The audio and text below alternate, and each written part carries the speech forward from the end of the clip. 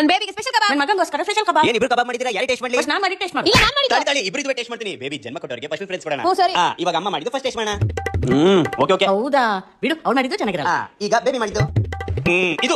ಇದು ಆಕ್ಚುಲಿ ಕಬಾಬ್ ಅಂದ್ರೆ ಸಖತ್ತಾಗಿದೆ.